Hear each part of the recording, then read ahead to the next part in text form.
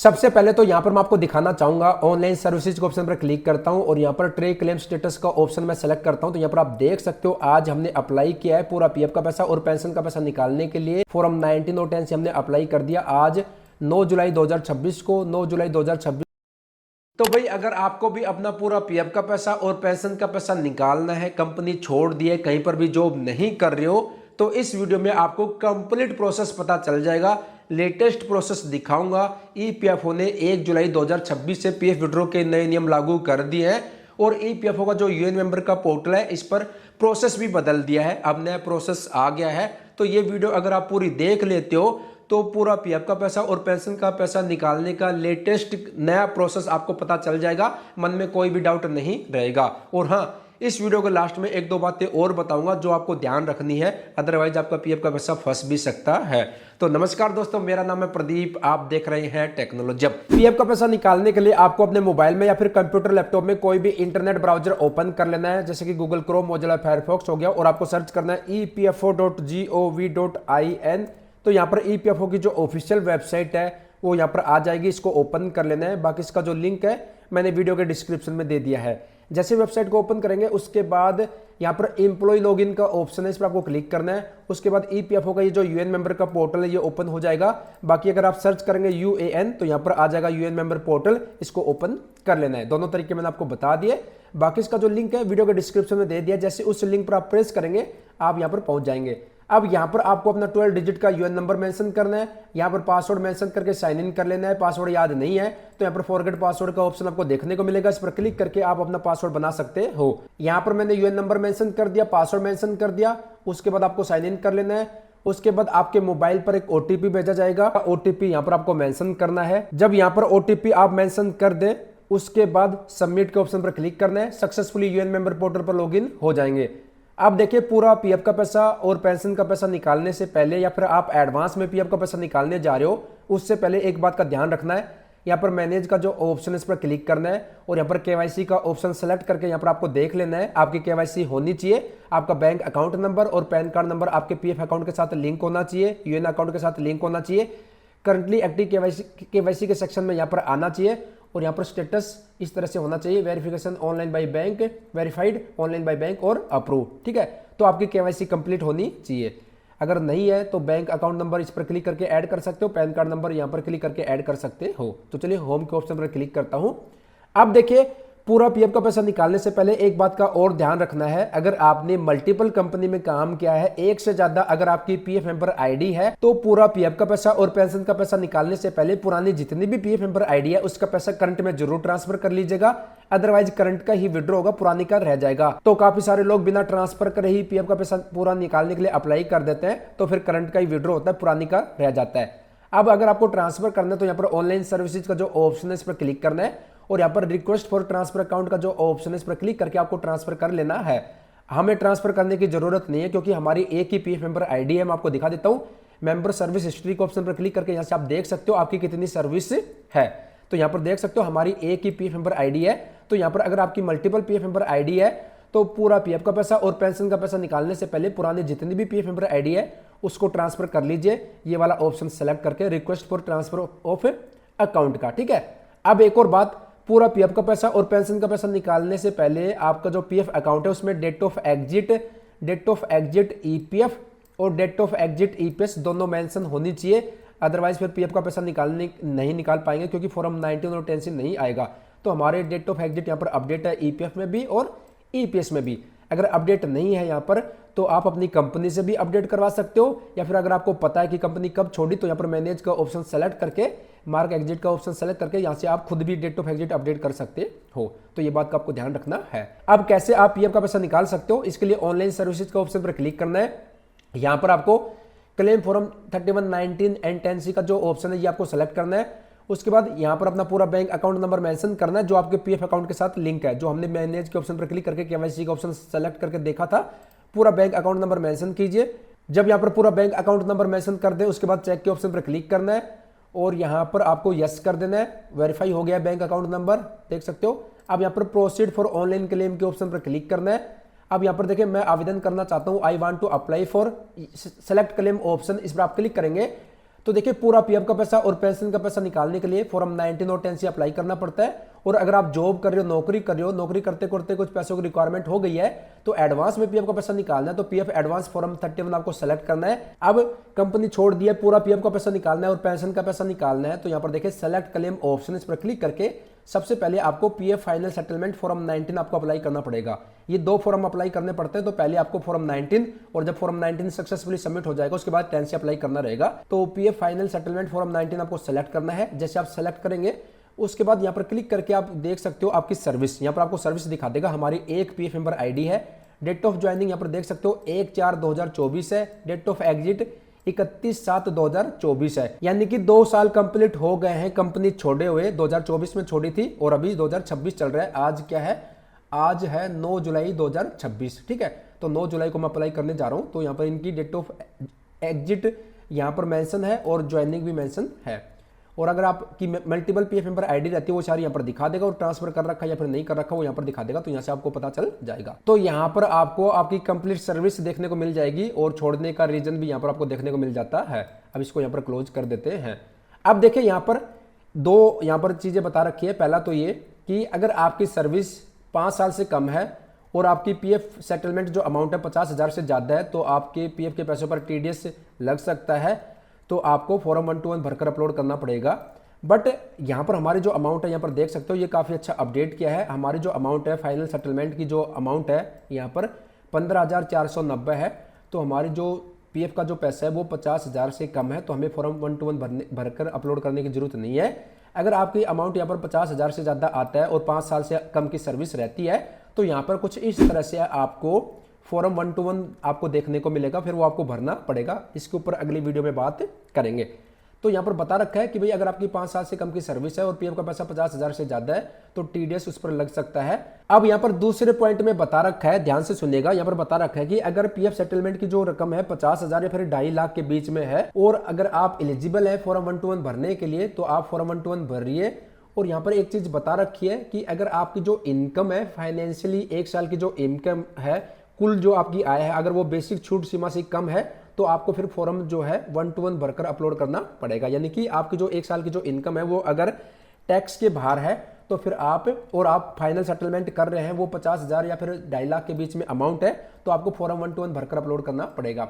But यहाँ पर हम इसके लिए एलिजिबल नहीं है क्योंकि हमारी जो अमाउंट है 50,000 से कम है, ठीक है। अब यहाँ पर आपका पैन कार्ड आ जाएगा, यहाँ पर जो अमाउंट रहती है वो यहाँ पर आ जाएगी। अब कर्मचारी का पता, यहाँ पर कंप्लीट एड्रेस आपको मेंशन करना है। काफी सारे लोगों के यहाँ पर एड्रेस ऑटोमेटिक ले लेगा, इनका नहीं आ रहा क्योंकि इन्होंने व्यू के ऑप्शन पर क्लिक करके यहाँ पर प्रोफाइल का ऑप्शन है, इस पर इन्होंने अपना एड्रेस अपडेट नहीं कर रखा, इसी वजह से यहाँ पर इनका एड्रेस नहीं आ रहा। तो अगर एड्रेस नहीं आता है तो यहाँ पर आपको मैनुअली जो भी आपका स्टेट है वो स्टेट सेलेक्ट कीजिए और जो भी आपका डिस्ट्रिक्ट है वो डिस्ट्रिक्ट सेलेक्ट करके कंप्लीट एड्रेस मेंशन आप कर दीजिएगा। तो जब यहाँ पर कंप्लीट एड्रेस मेंशन कर दे उसके बाद यहाँ पर देखिए छोटा सा बॉक्स है, इस पर टिक करना है। उसके बाद यहाँ पर गेट आधार ओटीपी के ऑप्शन पर क्लिक करना है। प्लीज वेट के लिए बोल रहे हैं, आपके मोबाइल पर ओटीपी जाएगा, ओटीपी यहाँ पर मेंशन करना है। जब यहाँ पर ओटीपी मेंशन कर दे उसके बाद validate OTP and submit claim के ऑप्शन पर क्लिक करना है। यहाँ पर आपका जो क्लेम है वो सक्सेसफुली सबमिट हो जाएगा, देख सकते हो ऑनलाइन क्लेम सबमिटेड सक्सेसफुली, ठीक है। तो क्लेम जो है सक्सेसफुली सबमिट हो गया, यहाँ पर आ गया OTP has been verified, PF final settlement claim submitted successfully. यहाँ पर क्लिक करके यहाँ पर आप जो पीडीएफ देख सकते हो, यहाँ पर इस तरह से पीडीएफ जनरेट होता है। Claim type PF final settlement के लिए फॉर्म 19 हमने अप्लाई किया है, ये अमाउंट है हमारी, और केवाईसी डिटेल यहाँ पर दिखा देगा। इसको डाउनलोड भी कर सकते हो, यहाँ पर मेंबर की डिटेल दिखा देगा। आज हमने अप्लाई किया है 9 जुलाई 2026 को, बाकी इसको डाउनलोड करने की जरूरत नहीं है। तो यहाँ से डाउनलोड करना है तो कर सकते हो यहाँ पर क्लिक करके, ठीक है। तो मैं कर ही लेता हूँ इसको। तो इस तरह से फॉर्म 19 आपको अप्लाई करना है। अब यहाँ पर टेंसी, अब देखो यहाँ पर ऑनलाइन सर्विसेज के ऑप्शन पर क्लिक किया और यहाँ पर ट्रैक क्लेम स्टेटस के ऑप्शन पर क्लिक किया। अब यहाँ पर आज हमने फॉर्म 19 अप्लाई कर दिया है पूरा पीएफ का पैसा निकालने के लिए। 9 जुलाई 2026 को क्लेम सबमिट हो गया है पोर्टल पर, ठीक है। और अब पेंशन का पैसा निकालने के लिए आपको क्या करना है, दोबारा से ऑनलाइन सर्विसेज के ऑप्शन पर क्लिक करना है और यहाँ पर आपको दोबारा से क्लेम फॉर्म 3190 10C का ऑप्शन आपको सेलेक्ट करना है। उसके बाद पूरा बैंक अकाउंट नंबर यहाँ पर मेंशन करना है। जब यहाँ पर पूरा बैंक अकाउंट नंबर मेंशन कर दे उसके बाद चेक के ऑप्शन पर क्लिक करना है, यस कर देना है। उसके बाद प्रोसीड फॉर ऑनलाइन क्लेम के ऑप्शन पर क्लिक करना है, आई वांट टू अप्लाई। अब यहाँ पर पूरा पीएफ का पैसा निकालने के लिए हमने पीएफ फाइनल सेटलमेंट फॉर्म 19 तो अप्लाई कर दिया। अब पेंशन का पैसा निकालना है तो पेंशन विड्रॉ बेनिफिट फॉर्म 10 से आपको सेलेक्ट करना है। जब ये सेलेक्ट करेंगे उसके बाद यहाँ पर देखिए कर्मचारी का पता, फॉर्म 19 अप्लाई करते समय जो हमने एड्रेस ऐड किया था, मेंशन किया था, वो एड्रेस यहाँ पर आ गया है। इसको चेंज करना तो यहाँ पर क्लिक करके चेंज कर सकते हो। अदरवाइज आपके पीएफ अकाउंट में एड्रेस मेंशन रहता है तो वो यहाँ पर दिखा देगा। ठीक है, तो यहाँ पर हमने फॉर्म 10C सेलेक्ट कर लिया है और यहाँ पर एड्रेस आ गया है कंप्लीट। अब देखिए यहाँ पर सदस्य की सेवा 1995 से पहले, अगर 95 से पहले सर्विस आपने करी थी तो उसका डिटेल यहाँ पर दिखा देगा 95 से पहले। ठीक है, क्योंकि 95 से पहले ईपीएस 95 पेंशन स्कीम से पहले फैमिली पेंशन स्कीम 71 चलती थी। तो अगर 95 से पहले अगर आपने सर्विस करी थी तो यहाँ पर उसकी डिटेल दिखा देगा। तो यहाँ पर दिखा रहा है कि नो सर्विस अप टू 1995 से पहले कोई भी सर्विस नहीं है। देखो यहाँ पर आ जाता है उसका, यहाँ पर date of joining family pension scheme, date of exit family pension scheme यहाँ पर आ जाता है। तो यहाँ पर आ जाएगा अगर आपकी सर्विस 1995 से पहले की थी तो। ठीक है, अब 15/11/1995 के बाद अगर आपकी सर्विस थी, क्योंकि देखो ईपीएस 95 पेंशन स्कीम जो है 95 शुरू हुई थी, 1995 शुरू हुई थी। तो अगर इसके मेंबर रहेंगे तो यहाँ पर दिखा देगा। तो आप मेंबर रहेंगे तो यहाँ पर इसका दिखा देगा। डेट ऑफ ज्वाइनिंग ईपीएस यहाँ पर दिखा देगा, डेट ऑफ एग्जिट ईपीएस यहाँ पर दिखा देगा, एनसीपी डेज यहाँ पर दिखा देगा अगर होंगे तो। और छोड़ने का कारण सेसेशन शॉर्ट सर्विस यहाँ पर दिखा रहा है, सर्विस प्राइमरी सर्विस। ठीक है, तो यहाँ पर आपको आपकी सर्विस आपको देखने को मिल जाएगी। तो यहाँ पर इनकी जो है 1995 से पहले कोई भी सर्विस नहीं थी तो यहाँ पर ब्लैंक आ रहा है। और ईपीएस पेंशन की सर्विस थी इनकी 95, सदस्य की सेवा यहाँ पर देख सकते हो। तो यहाँ पर इनकी ये यहाँ पर आ रहा है। अब एक और यहाँ पर देखिए, अब इनकी सर्विस इन्होंने जो है यहाँ पर कब छोड़ी, 31/7/2024 को। तो इनको 2 साल कंप्लीट हो गए कंपनी छोड़े हुए। अब क्या आपके पास स्कीम सर्टिफिकेट है? अगर आपके पास स्कीम सर्टिफिकेट है तो यहाँ पर यस कीजिए और यहाँ पर उसका member ID, scheme certificate number, member का नाम, जेंडर और उसका डेट ऑफ बर्थ। अगर एक से ज़्यादा स्कीम सर्टिफिकेट है तो यहाँ पर ऐड कीजिए, फिर एक और इस तरह से कॉलम आ जाएगा। अगर स्कीम सर्टिफिकेट नहीं है तो यहाँ पर नो कीजिएगा। ठीक है, तो अगर है तो यस कीजिए और यहाँ पर स्कीम सर्टिफिकेट के बारे में कंप्लीट यहाँ पर डिटेल मेंशन कर दीजिएगा। हमारे पास नहीं है तो मैं इसको छोड़ रहा हूँ, इसको नो कर रहा हूँ। ठीक है, अब यहाँ पर आ जाएगा, कुछ नहीं करना, सिंपल यहाँ पर टिक करना है। उसके बाद यहाँ पर गेट आधार ओटीपी का ऑप्शन आएगा, इस पर क्लिक करना है। प्लीज वेट के लिए बोल रहा है, आपके मोबाइल पर दोबारा से ओटीपी भेजा जाएगा। तो यहाँ पर आप देख सकते हो सक्सेस ओटीपी सेंड कर दिया गया है। यहाँ पर 6 डिजिट का ओटीपी जो आधार कार्ड के साथ मोबाइल नंबर लिंक रहता है उस पर ओटीपी आता है, वो ओटीपी यहाँ पर मेंशन करना है। ओटीपी मेंशन कर देता हूँ, ओटीपी आ गया है। तो जब यहाँ पर ओटीपी मेंशन कर दे उसके बाद validate OTP and submit claim के ऑप्शन पर क्लिक करना है। आपका जो फॉर्म 10C भी सक्सेसफुली सबमिट हो गया, देख सकते हो ऑनलाइन क्लेम सबमिटेड सक्सेसफुली, यानी कि पेंशन का पैसा निकालने के लिए भी हमने जो है फॉर्म अप्लाई कर दिया है। OTP has been verified, pension withdraw benefit claim form submitted successfully, click here, इस पर क्लिक करके आप देख सकते हो। ये देखो यहाँ पर मेंबर की डिटेल आ गया। 9 जुलाई को हमने अप्लाई किया है, 9 जुलाई 2026 को। Claim details benefit form 10C apply किया है, स्कीम सर्टिफिकेट हमारे पास नहीं थी तो यहाँ पर आ रहा है नो अटैच। ठीक है, यहाँ पर केवाईसी की डिटेल आ गई है। तो इस फॉर्म को डाउनलोड करना तो यहाँ पर क्लिक करके डाउनलोड आप कर सकते हो। अब इसको बंद कर देते हैं। अब यहाँ पर देखिए ऑनलाइन सर्विसेज के ऑप्शन पर क्लिक करता हूँ और यहाँ पर मैं ट्रैक क्लेम स्टेटस के ऑप्शन पर मैं क्लिक करता हूँ और यहाँ पर आप देख सकते हो फॉर्म 19 और फॉर्म 10C हमने अप्लाई कर दिया है। आज रिक्वेस्ट सबमिट करी है 9 जुलाई 2026 को। 9 जुलाई 2026 को दोपहर के 2:24 पर हमने फॉर्म 19 अप्लाई किया और 2:29 पर फॉर्म 10C हमने अप्लाई किया। सबमिट हो गया है पोर्टल पर, रिमार्क में यहाँ पर ना आ रहा है। अब अगर ईपीएफओ को कुछ क्लेरिफिकेशन चाहिएगी तो वो यहाँ पर मैसेज दे देगा, तो उसे पता चल जाएगा भाई क्या डिटेल मांग रहा है, अगर कुछ और डिटेल उसको चाहिए तो। और यहाँ पर अभी देखिए डिलीट क्लेम का भी ऑप्शन आ रहा है, बट यहाँ पर अभी डिलीट का कोई ऑप्शन नहीं आ रहा। यहाँ पर एक इन्होंने जो कॉलम ऐड कर दिया है, बट यहाँ पर कोई भी ऑप्शन नहीं आ रहा, जिससे कि क्लेम यहाँ पर ईपीएफओ ने शुरुआत तो करी है कि क्लेम को अगर डिलीट करना है तो डिलीट कर सकते हो, बट यहाँ पर अभी डिलीट का कोई भी ऑप्शन नहीं आ रहा। तो इस तरह से पूरा पीएफ का पैसा और पेंशन का पैसा निकालने के लिए आप अप्लाई कर सकते हो। तो भाई ये एक कंप्लीट प्रोसेस है पूरा पीएफ का पैसा और पेंशन का पैसा निकालने का। इसके लिए आपको फॉर्म 19 और 10C अप्लाई करना पड़ता है। अब बात करते हैं कुछ ऐसे पॉइंट्स जिसके बारे में आपको जानना जरूरी है। सबसे पहला तो ये कि जब भी आप पूरा पीएफ का पैसा और पेंशन का पैसा निकालने के लिए अप्लाई करें तो full and final settlement apply करने से पहले पुरानी जितनी भी पीएफ मेंबर आईडीएस सर्विस है उसका पैसा करंट में जरूर ट्रांसफर कर लीजिएगा। दूसरी बात, 1 जुलाई 2026 से पीएफ विड्रॉ के नए नियम लागू हुए हैं, एडवांस को लेकर भी और फुल एंड फाइनल सेटलमेंट को भी लेकर। अब फुल एंड फाइनल सेटलमेंट में ईपीएफओ का कहना था, जब पीएफ विड्रॉ के नए नियम लागू नहीं हुए थे उससे पहले, कि अगर किसी पीएफ मेंबर को अपना पूरा पीएफ का पैसा और पेंशन का पैसा निकालना है तो उसको कम से कम 1 साल के लिए बेरोजगार रहना जरूरी है। 12 महीने अगर कंप्लीट हो जाते हैं नौकरी छोड़े हुए तो वो अपना पूरा पीएफ का पैसा और पेंशन का पैसा निकाल सकता है फॉर्म 19 अप्लाई करके। हमारे जो मैंने ये फॉर्म अप्लाई करके दिखाया है इसमें इन्होंने नौकरी छोड़े हुए 2 साल कंप्लीट हो गए। 2024 में इन्होंने कंपनी छोड़ी थी और आज 2026 में हमने अप्लाई किया है। अब पेंशन के पैसों को लेकर ईपीएफ ने बताया था कि कंपनी छोड़ने के 36 महीने के बाद 3 साल के बाद अप्लाई कर सकते हो, पूरा पेंशन का पैसा विड्रॉ कर सकते हो। बट इनको कंपनी छोड़े हुए नौकरी छोड़े हुए 2 साल हुए हैं, 24 महीने कंप्लीट हुए हैं। 2024 में जुलाई में छोड़ी थी और अभी जुलाई 2026 चल रहा है तो 2 साल कंप्लीट हुए, बट फॉर्म 10C भी अप्लाई हो गया है। तो देखो अभी इन्होंने सिस्टम में ईपीएफओ ने सिस्टम में बदलाव करा है, चेंज करा है। तो मेरे को हो सकता है कि मेरे को ये लग रहा है कि अभी जो है अच्छी तरह से जो है इम्प्लीमेंट नहीं हुआ है प्रोसेस। तो अभी हो सकता है कि इनके सर्वर में कुछ अभी प्रॉपर तरीके से जो है इन्होंने बदलाव नहीं किया है। इसी वजह से 3 साल पूरे होने से पहले ही हमने फॉर्म 10C अप्लाई किया और फॉर्म 10C अप्लाई भी हो गया।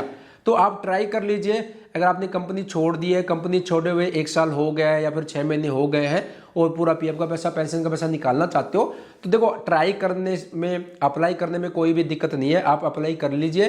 अगर अप्लाई हो जाता है तो वेल डन है। अब मैंने अप्लाई तो कर दिया, अब क्लेम सेटल होगा या फिर नहीं होगा वो मैं आपको जैसे क्लेम सेटल हो जाएगा वीडियो के माध्यम से जानकारी दे दूंगा। बट मैंने आपको प्रोसेस दिखा दिया, बता दिया, ये प्रोसेस है पूरा पीएफ का पैसा और पेंशन का पैसा निकालने का। लेटेस्ट प्रोसेस मैंने आपको दिखाया है। अब अगर क्लेम सेटल करता है ईपीएफओ तो वेल डन, बहुत अच्छा है। अगर नहीं करता है, रिजेक्ट मारता है कि भाई सर्विस इनको कंपनी छोड़े हुए 3 साल कंप्लीट नहीं हुई है, फॉर्म 19 तो सेटल कर दे और 10C अगर रिजेक्ट मारता है तो जैसा भी अपडेट होगा मैं आपको वीडियो के माध्यम से जानकारी दे दूंगा। तो ये एक कंप्लीट प्रोसेस है, मैंने इसमें आपको प्रोसेस दिखा दिया। अप्लाई कर लो आप। अगर आपको विड्रॉ करना है, कंपनी छोड़ दी है, कंपनी छोड़े 1 साल 6 महीने हो गए हैं तो अप्लाई करने में कुछ नहीं जाता। एक बार आप अप्लाई कीजिए, अगर हो जाता है तो वेल डन है और अप्रूव भी कर देता है, क्लेम सेटल भी हो जाता है तो इससे बढ़ के खुशी क्या ही होगी। तो अप्लाई कीजिए, क्या होगा ज़्यादा से ज़्यादा ईपीएफओ रिजेक्ट ही तो करेगा, इससे ज़्यादा तो कुछ नहीं होगा। तो अप्लाई कर दीजिए, कोई दिक्कत नहीं है, ठीक है। तो अब देखते हैं क्लेम सेटल होता है या फिर रिजेक्ट होता है। तो मैंने आपको प्रोसेस दिखाया, बताया, ये एक कंप्लीट प्रोसेस है फॉर्म 19 और 10C अप्लाई करने का। तो वीडियो थोड़ी सी लंबी हो गई है, माफी चाहूँगा। बाकी इस तरह के रेगुलर अपडेट आपको आगे मिलते रहेंगे। तो चैनल पर नए हैं तो चैनल को सब्सक्राइब जरूर कीजिएगा। मिलते जल्द एक नए अपडेट के साथ, एक नई जानकारी के साथ।